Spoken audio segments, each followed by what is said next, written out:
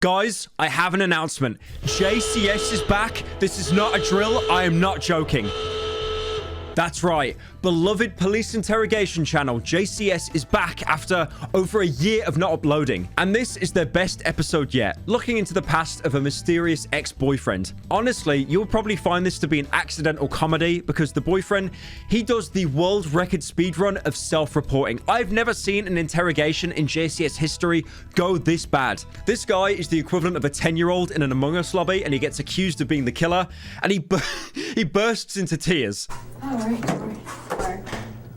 You say you did want water, didn't you? Oh, it's okay. Yeah, grab me some water real quick. I gotta get some stuff over here. I like how they always do that. You want some water before I accuse you of murder? I don't think we've seen a female detective, right? Or interrogator in the entire JCS like catalog. It's always been men. All right, your first name is George. Yes. You're the worst thing is I know someone is gonna First name is George. someone is gonna just caption that footage of him there, right? When he's sped up talking, and they're just gonna caption it like, you know, me explaining how Genshin Impact is not a dog game that steals your money. Like I don't know, like I hate how meme cultures ruin that. Like sped up footage is now funny. Uh-oh. I didn't. I didn't. No way, I didn't do it. No way. I didn't do it. Why did you guys say it? Why did you guys come? I kind of respect how they've already jumped to the accusation bit. Like, this is the stuff that usually comes at the end of a JCS video, but the fact that they're jumping to it at the beginning.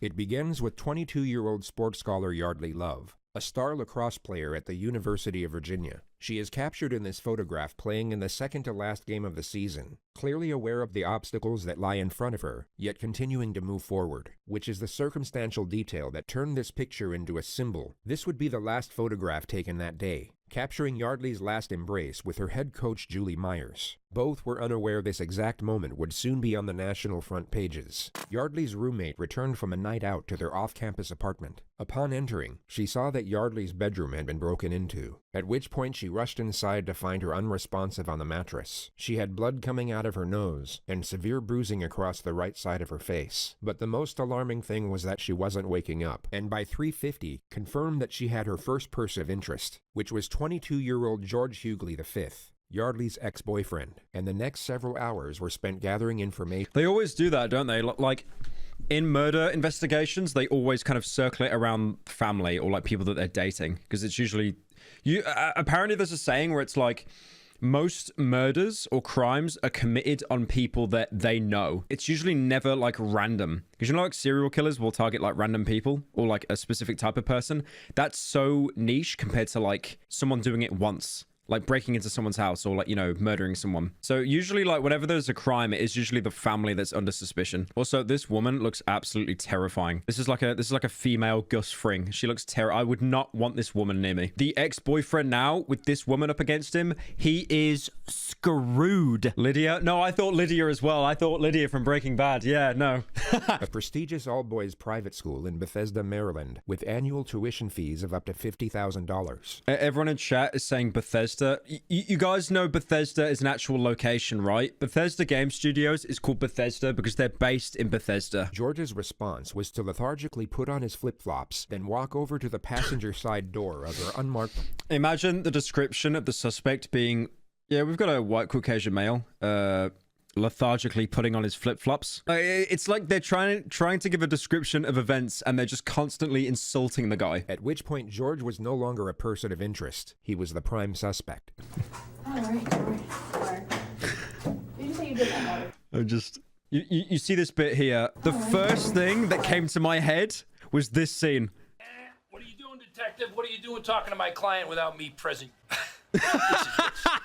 The more information he's likely to give away, then as soon as he locks himself into one particular storyline, the pressure can commence, which often leads to a suspect being laden with panic and contradictions. Before we ask you any questions, you must... I always find it so impressive like how manipulative the police are when they perform interrogations. Like, obviously they're going up against someone that's evil, but it's weird that they need to use the same kind of tactics of deception and manipulation to try to get good results. George has two options here. Option 1 is to remain silent, then allow his father to get him the most expensive attorneys in the country. He would then have years to examine the evidence, evaluate the many options available, and then construct the most self-preserving storyline with world-renowned experts in criminal defense before they present it to a jury. He could do all of that, or he could be a complete fucking moron and talk. Which one is he gonna do, chat? 1 or 2? I don't know. It's a 42-minute video, so I feel like he might do the second one. I'm not sure yet. Maybe he does take the lawyer. I've seen so many videos that try to like explain how to beat the cops in the interrogation room. You just don't talk. You just do not talk, because most cops, when they go into an interrogation room, they think you're guilty. They think you're guilty, and they just want to extract that guilt. They don't give a fuck if you're innocent or not. Like, from the information they've been told, they think that you're guilty. So the only thing you can do is literally just shut up, and then they'll do the whole bit where it's like, only guilty people get a lawyer. And then, you know, you'll sit there and be like, yeah, but I watch Better Call Saul, so I know that I'm not guilty. Like a few days ago, and we haven't talked since, and I was just gonna go talk to her. Yardley slept with another lacrosse player from North Carolina the week before, which is what he just referred to. She was already like, like freaking out. Like, you know, you can't come in, you can't come in. And I was like, I'm like just trying to talk to you. The investigation team obviously had no way of knowing this, and George has now confessed to the crime of second-degree trespass. More importantly, however, he's just confessed to initiating the supposed confrontation. He now can't say that he was somehow tricked or misled into that situation. He knowingly stepped into it, and the critical fact he can actually recognize and remember this will be used against him repeatedly. It's like, I killed the bro, but like, she wouldn't shut up, man. So annoying, bro. I have never seen... We're 9 minutes in. This is a speed run for like admission of guilt. I think it's usually the 30-40 minute mark where we get some kind of admission, right? Like a semi-admission. So let's go back half a minute and dissect what actually just happened there. And so I was like, all right, like chill out, like, and shook her a little bit. Wait, that bit he said just there completely passed. I was saying like chill out, and then I was like throttling her fucking head like a bobblehead, you know. This is like. And she started. I wonder, like, we can pick this up, but I wonder if the interrogator at the time even picked that up. That's insane. He goes from illustrating Yardley hitting the wall to, as he states, freaking out. He seems to realize mid-sentence this isn't the best way to explain her injuries, so he changes the detail to buy himself time. It's like, could you make it any less obvious that's what you did? And she started like freaking out, you know. I had to throw her against the wall is what I'm saying. I like, it makes me think though, right? Like, I'm surprised the interrogator hasn't stopped him and been like, hold on just a minute. Why do you talk like that? Somehow I was resting her on the floor, and I was just like, stop. I just like, and I was holding her. I was holding her. I was a little bit persistent. I was wrestling her on the floor. All further evidence that designates George as the aggressor. He's completely shut down his ability to argue any sort of self-defense claim. And then the conversation, I could tell, was just like... After being wrestled to the wall, banging her head on the wall until she was bleeding, being wrestled onto the ground, she then just decided to go, I'm gonna go to bed. I'm kind of tired. Can you stop choking me? I'm gonna go to bed. And then he just left. Phase 1 is now complete. The suspect has unknowingly locked himself into a story. I do want to say, what warmth was there? What warmth? There was no warmth. She just said fuck all. That's not warmth. She will confront him on certain elements that she pretended to overlook before, and the ideal scenario is to cause just enough panic so that he backpedals on previous statements and contradicts himself. All right, so you go over there, knock on the door. Her front door was open. Her room door was closed. I knocked, like Yardley, like, she heard me open the door and went in. All right, went in where? To her room. All right, straight to her bedroom? Straight to her bedroom, yeah, I mean... How'd you get through the door? Her door or the front door? Her door. Actually, it might have been locked. It was. He needs Saul. Nah, bro, honestly, Saul knows when to pull out. Saul could not save this case, bro. It's over. It's over. I was like, listen, like, what you pulled last week was outrageous. Like, I just want to talk to you. Why'd you push the door then? A very unusual time to interrupt a suspect in such a contentious manner. He was giving away self-incriminating information that could be used to establish a motive. I like how even she looks concerned. It's like, how the fuck did you get in here? I thought it was just me and him. Because I didn't even know this guy was here the whole time. It kept going to the point where she, like, I was like, listen, like, Yardley, like, we have to figure, like, out what's going on. 1, 2, 3, 4, 5. 17 words were said there. 5 of them were like. A third of his vocabulary is the word like. Take a shot every time he says like. Don't do that. You'd be dead in 5 minutes. Definitely do not do that. You'd probably consume about 3 liters of alcohol. I might have grabbed her neck, but I never was like strangling her. Okay. He's such an idiot. This investigator, I don't know how good she is, but she doesn't even need to do anything, bro. He is just self-reporting on top of self-reporting non-stop. Such a fucking idiot. He's the equivalent of one of those like kids you get in Among Us VR that are like 5 years old, and when they get accused, they just burst into tears on the spot. I don't even know when that a knot. I mean, Like on the side of her head, she's been hit pretty good right there. So I'm just trying to figure out, did you hit her with something? no. Was that no, her head into the wall? never touched her or struck her or anything. Well, you touched her. You had your hands on her. I said never struck her. Okay. So I'm gonna go through this one more time, make sure we're on the same page. So you're pretty pissed at her from a week ago for sending you this text What drugs is he on? California, I think. messages. Do you have those text messages where she says she, as you put it, fucked somebody? I actually might have those, yeah. All right, you got your phone with you? Yeah. And let's pull it out and scroll through it. Let's see if we can see those. The interrogator will invade his personal space to make sure he's not deleting anything from his phone. Soon after that, she will take the phone out of his hand. Now he's gonna start deleting stuff in the interrogation room. You fucking idiot. Imagine now in the interrogation room. That's what he thinks. I should start. I should probably delete the messages, because it looks like kind of bad. I've never actually seen someone operate like it. This isn't even like 500 ping. He's actually like, he joined like a European server and he lives in Australia. That's how bad the lag is here in his brain to like any kind of common sense. Oh my God, she got right up in his ass. Literally, have you got any games on your phone? Like, Jesus, she got right up his ass. We didn't say They were like, I guess what you call like an ongoing conversation, an ongoing like instant message, and it's gone. okay. I'll use that one. Then we'll leave that right in front of her. Yeah, she checked his phone to see if he had Flappy Bird installed. Like one of the last 7 iPhones that still have Flappy Bird. Detective Ed now asks George if he held Yardley down on the bed. He's trying to subtly set the grounds for an argument of smothering, which isn't a terrible idea, but would be disproven by the autopsy regardless. No. Did you fall down on top of her? Rest on We the were bed? wrestling on the ground for like a little Did bit. y'all wrestle on the bed at all? No, I never never like.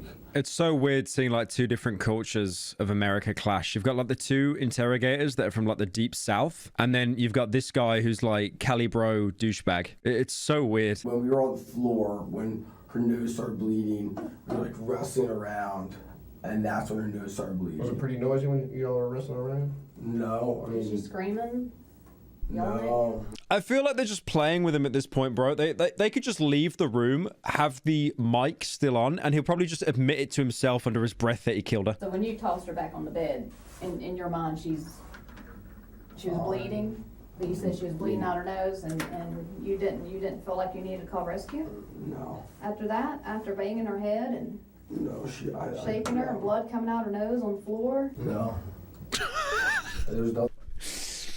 She literally, like, she sets him up so much there, right? About all the hitting and the beating and stuff. It's like, you didn't think to call the ambulance after she was bleeding and choking? No. George rambles about why there was no reason for taking the laptop for another 20 seconds, during which time Detective Reeves decides that enough information has been attained. Phase 2 is now complete, and the fate of Yardley is about to be revealed. Phase 3. She turns off all the lights, and then she puts her phone torch below her face, and she just goes, "Ah! Ah!" and starts screaming at him until like he pisses himself crying and does a confession. It's believed that a sharp and sudden revelation can make it difficult to fabricate emotion. She releases like scarecrow gas into the room. And then he starts like tripping out. So in theory, this will cause a suspect to provide either a genuine response or a relatively obvious disingenuous response, which often comes in the pretense of shock or remorse. Well, I have to tell you I think I something. know why you took the computer. In the midst of what would have been a flawlessly executed moment, Detective Ed jumps back into the laptop mystery. The suspect has essentially confessed to murder. This really wasn't the time for regurgitated conjecture. Thank you, over a $1 petty for theft joining. misdemeanor, which Ed was clearly being advised of once again through nonverbal communication. Why do you think? You Go ahead, all right? go ahead. No? Yeah. She's dead.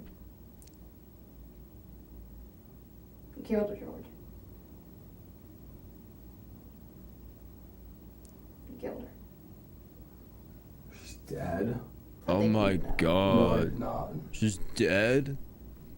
You know, I like the delay. It's like, what do I do? What do I do? Ah, act shocked. Our She's opinion, dead. George's- You know what? We gotta give it to him though. We gotta give it to him. He didn't say she's like dead. He just went she's dead. So I gotta give him a bit of credit there. You know, for a murderer. Oh my god. It's like it's like a countdown. We're just waiting until the point he has a complete mental collapse. 20 minutes until the mental collapse. Yay! Not dead. I did not. I never did anything. I did not. All right, let's calm down. I did not like hurt her. Like she's not dead. Let him calm down. Will you tell me she's not dead? Relax. Please, will you tell me You she's know what? not I wish dead? I could tell you that, George. 22-year-old. 22. And her life is done. Someone's quoting the room. It's like, it's bullshit. I did not hit her. I did not. It's over. It was over from the No way. first There's 5 no minutes, way man. She could be dead. Either the head trauma or asphyxiation. There was no asphyxiation. Okay. It's I had my hands on her neck and I admitted that, but there was no asphyxiation. I'm a doctor. I know how much pressure to like apply. Like, I want a lawyer. now he says it. Now he says it. A fucking hour in. Now he goes. He wants a lawyer. Now he. What a idiota! Idiota! I want a lawyer. That far in. That far in. Keep in mind, he didn't even sign away his rights or anything like that. Like most people do that are morons. He still has his rights. He can get a lawyer. I want a lawyer. Admits to murder. Oh yeah, can I have a lawyer, by the way? I don't believe this. No, he actually is the sneaky Pete. He is the sneaky Pete because he heard the word lawyer get mentioned and he aired it. That is so insane though. Like, if you see how, when does he get asked the question? Look at how calm he looks here, right? And how composed he is. But then as soon as we cut to this bit, when he's asked the same question, he's literally curled up in the corner in fear. Want me to call your dad? What's her number? 301 96. 308 Negra Arroyo Lane, Albuquerque, New Mexico. Why is he's acting like someone that lost a Fall Guys game and he came second place. Like someone knocked him over and then took the crown. Call my mom. I'm sorry? Call my mom. No, I guess. Yeah, you do want to talk to her. Now's when you need your family the most, but you know. True that. It's like he just goes so true and then he just bursts into tears. True that. Sheds tear. There you go. He admitted it. He admitted it. He would go on to plead not guilty to murder and was held without bond for almost 2 years awaiting trial. It began on February 6, 2012. Well, testimony is now on. Held without bond. That means there was no bail as an option? You can't post bail if you confess. Oh, I see. I was going to say, bro, like in Better Call Saul, Lalo's bail was like $7 million. He still made it. A life sentence, but instead a lesser charge and a second chance. Guilty of second-degree murder, and you will hear the sentence momentarily. A 26-year prison. So he did get second degree. Shit, they annihilated him then. Damn, they must have got some good lawyers on the defense as well, but that meant fuck all. So yeah, second degree is basically the worst charge you could have got, because it never would have been first degree.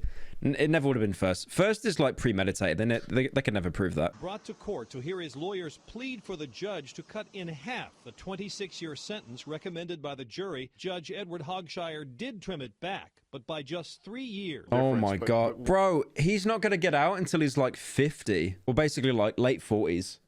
That's insane. He's going to be like middle-aged when he gets out. Wait, hang on. How old was he? 21? So if he gets out, best case scenario, he'd be 40. Best case scenario here, best case scenario. Mac Media is to any degree life Yardley. People in chat are saying that looks like Wendigoon. That doesn't look like Wendigoon. Wendigoon or Critical. You guys will just see white man that looks similar to something and be like, it's a YouTuber, it's the YouTuber.